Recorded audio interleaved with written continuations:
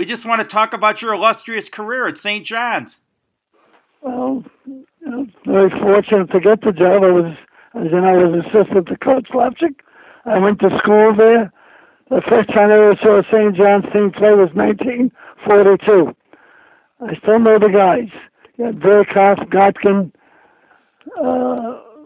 you had a guy named Machete, Baxter, and of course Fuzzy Levine. And in those days, Catholic schools used to play the game in the afternoon, and they'd give you tickets to go see the game at night. And when I saw the guys come out with their big red uniforms and the big chief on their back, I fell in love with them. So then, I went there as a student, 47, or should I say I attended, and I never played basketball, at St. John's. I had the JV. I was a terrible player. I was a very good observer, But Frank McGuire, Joe Leipzig, and all those people had a tremendous influence.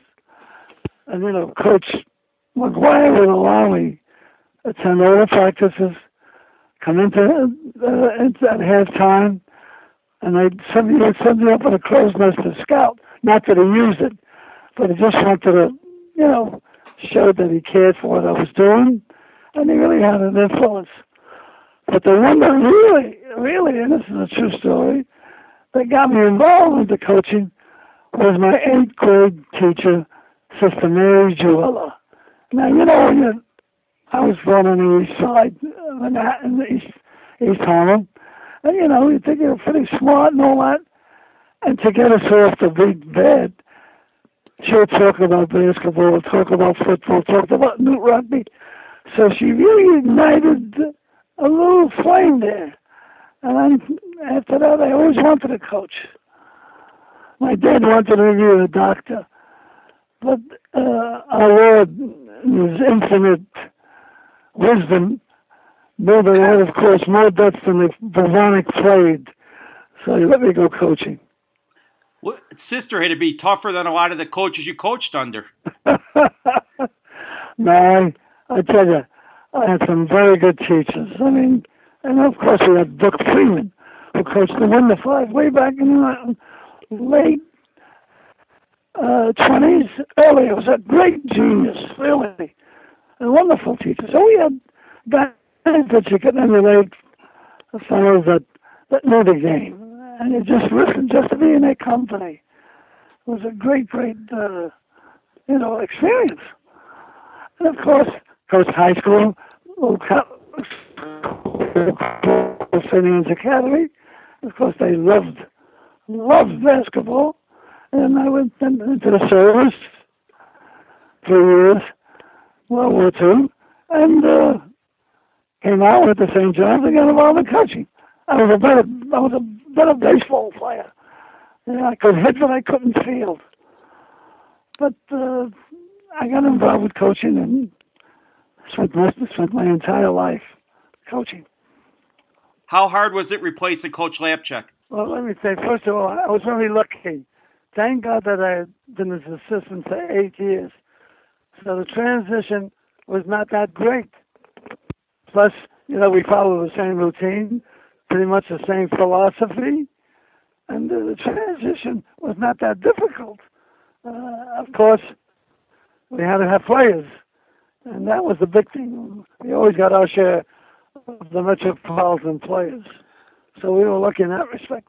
But under Coach Leipzig, I learned so much, really, aside from basketball. He was really one of the great saints of basketball. The man spent 50 years, professional and collegiate. Two terms at St. John's. So I was very lucky to learn from him. Did you go after a kid who went to Power Memorial by the name of Lou Alcindor? You're talking about the big Jabbar Alcindor? Yeah. Is that the one you're talking about? Yeah, Lou Alcindor. Well, to be honest with you, we never had a shot at him. See, I had a good friend, a good player of mine named Sonny Dove. And him and Jabbar were with the jazz buffs. And I remember, now this is a junior year, he says, Coach, I think he's going to go out of town.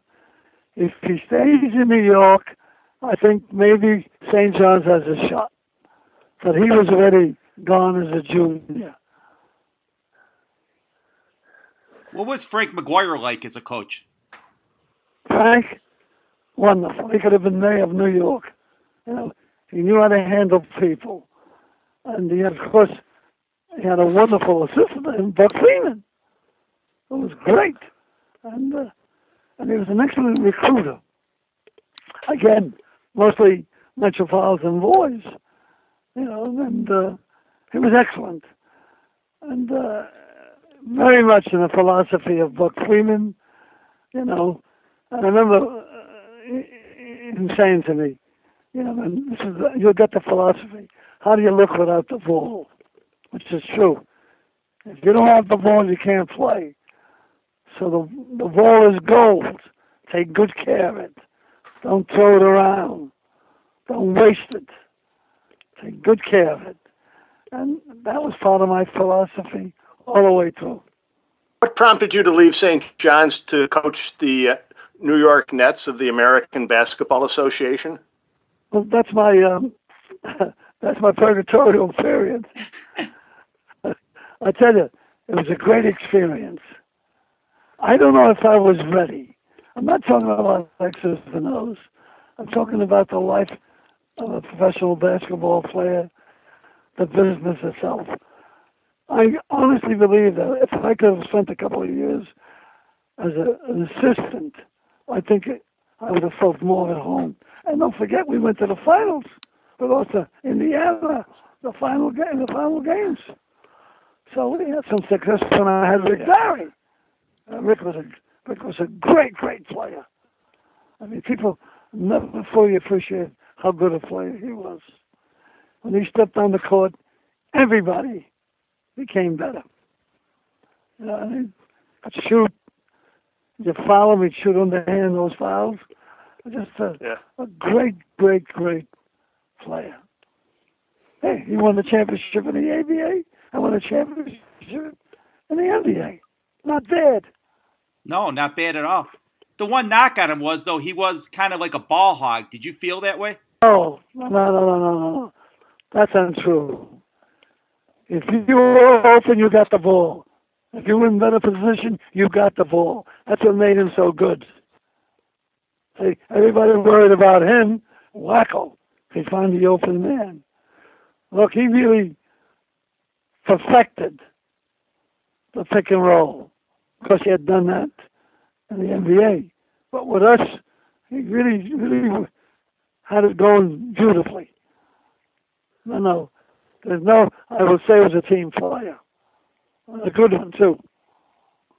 What was the major difference between coaching college and coaching in the ABA? $1 million.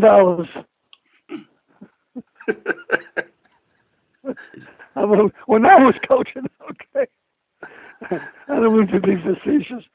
It's a big difference. It's a night and day. The number of games you play, handling the various types of personalities, the games, the travel. It's a very difficult, you know. And the games are so often. And it's very difficult to prepare for your team because you're playing sometimes night after night. You see, you don't have a chance to maybe prepare enough or even teach. You know, you have to get your teaching done in the first 2 or 3 weeks of training.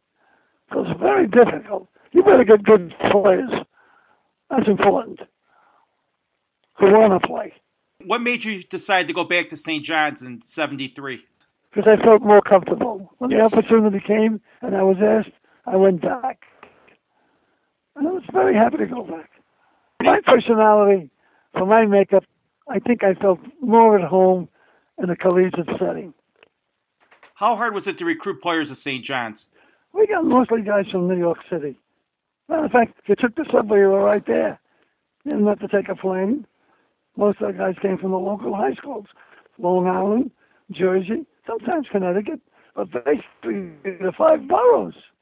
You know, why should we go out of town? Well, we had so many fine players in the area. So we did most of our recruiting there. Now I think today maybe you have to expand, your sites. Because there's great players all over. And probably TV has done that. Well, you did recruit Canada pretty well because you got one of the greatest players in Canadian basketball history. He'll tell you that, Bill Wennington. How did you get Bill Wennington to? Yes, sir. Well, Billy was at Long Island. He went to Long Island, Brooklyn. So he knew St. John's. He knew the guys that were going there. He felt at home. And, playing in Madison Square Garden, the schedule we played, wound up playing in the Big East. I mean, it worked out very well for him. The team I remember is your team in the mid-'80s. He's still working, right? He's calling Bulls games to this day. Well, he got there in the 80s. 4 Right. years. Played with Chris Mullin and all those guys. Walter Berry, Mark Jackson. I mean, that's a good group. I remember watching that team, rooting for him in the Bill 85. was an excellent player. Oh, I mean, that team, We like you got out said, in 85. in 85, you had a loaded team, like you said. Mark Jackson, you had Chris Mullin, Walter Berry, Yeah, Wennington. we went to the finals the day before we went to the finals, the Final Four. We got beat by Georgetown, Patrick Ewing and gang. How hard was it to go up against that Georgetown team? Well, he was so big that it was difficult. You just couldn't put one guy on him. You had to put 2 or 3 guys, and that made the other guys better. Let them open, because he'd score a hatful. And, he did it also defensively. He could block shots. I mean, it was tough to play against him. After you guys lost to Georgetown in the semifinals, did you think Villanova had a shot against them? To be honest with you, no. But they played the perfect game. And really, and Georgetown wasn't as good as they usually are. But Villanova executed perfectly, made their shots. They controlled the ball. As we say, they took the air out of the ball. And they didn't give the ball that much. But they shot, close to 60, 70%. It was a great game. Great game. I mean, they played a perfect game. Yeah. I remember watching it. It was just amazing. How did the sweaters start? Well, I guess I've told that story 1,000 times. The Italian coach came over, who was the national coach of the women's team. He came to visit, and as you know, we usually exchange gifts. So he said, "Well, here, take these." He gave me 2 sweaters. So I threw them in the bag. I went home that night, and I threw them in the closet. I get the flu, so I'm home sick for a week. So now we have to go out and play Pittsburgh. So Mary says, "Look, those gyms are pretty drafty. Make sure you get a sweater." So I go into the closet, didn't even look at, grab this thing, throw it into my traveling bag, and then when I get to Pittsburgh, ready for the game, I put this thing on. And all the kids are saying, "Coach, where'd you get that ugly thing? It was really ugly." But Chris Mullin hit the jump shot at the end, and after that, I had to wear it all the time. Was Chris Mullin the best player you ever coached in college? Well, in professional ball, Rick Barry. In collegiate ball, yes, Chris Mullin, he was. What made Really Chris a so... basketball nut, loved basketball. Really knew the game, studied the game, and he practiced too. Nothing happened by accident with him. Did you ever offer fashion advice to Bobby Knight about his sweaters? His sweaters couldn't compare with mine. Okay. Mine were different. And by the way, I got sweaters from all over. I got it from Colombia, South America, from Ireland, from Italy, all over. It was the craziest thing. I'd go out and give a speech, and they'd give me a sweater. Gee, well, that's really nice. That's what I need. I got over 100 sweaters. It was crazy. But it was a fun thing. Who was the toughest coach you went up against? Quite a few. Really. I played against everyone. But if they had the players, I mean, you had great coaches like Dean Smith, John Thompson, Rowley, Bobby Knight. Great coaches. You can't, the guys we played against. Jimmy up at Connecticut, we had great. And you had also the guy at, Bayheim at Syracuse. Great coaches. And of course, Patino. Oh, God. Some of these guys were innovators, like Dean Smith. He was a great innovator. And so was Patino. They changed the game. Is there any player that got away from you that you wish you would have signed? Oh, there's a lot of them. So many. I can't even, Hey, but we got our share. Right? There were many. Of course, Jabbar, but we never had them. Jimmy McMillan, great players. You were at the Duke St. John's game when Mike Krzyzewski won his 1,000th game. Can you imagine what it's? That's you won 500. You won 526, which was pretty good. Well, he's got 1,000 games. I said, for God's sake, leave something. That was a fun thing, There's a coach. I forgot to mention him. Great coach. He never beat himself. You have to beat him. He doesn't beat himself. What do you think of the game now where it's a lot of one and done with these players? Do you think this is good for the game or bad? Well, it's a business. Is it good? No.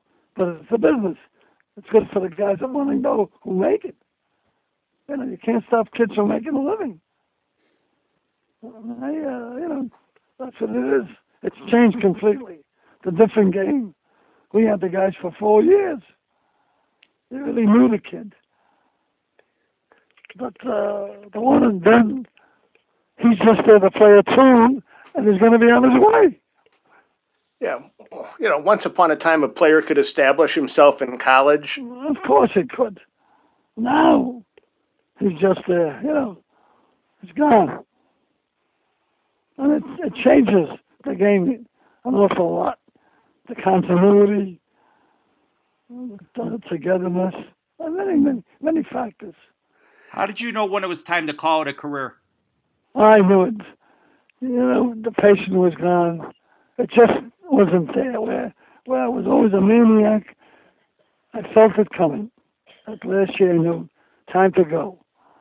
And I think it was the right thing to do. Well, you've had some time to rest. Any chance on a comeback? Come back? No, I would never come back.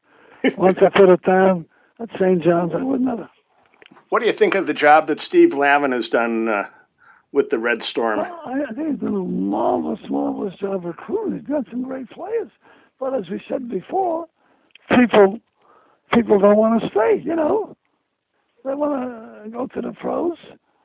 So it makes it difficult. I think under the circumstances, he's gone to the tournaments. I think he's done a good job, considering, when he got there wasn't there too much. Is it hard for you to call him the Red Storm? I still want to call him the Red Men to this day. Well, the big thing is this. If you are offending someone, I think that's not right. So I think, even though, with the Red Storm, it's tough for me to understand that.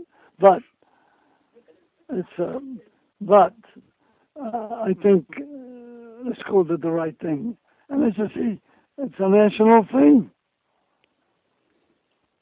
Not that we did anything to offend, but in some areas people thought that. And we were many years the Redmen. But the big thing, we were not the Redmen because of the American Indians. We wore red uniforms, and that's where it came from. What was it like when you were elected to the Basketball Hall of Fame? It was a great feeling, wonderful feeling. You know, to be included with some of the great guys, and just wonderful. Really, great feeling. You know, it's something special.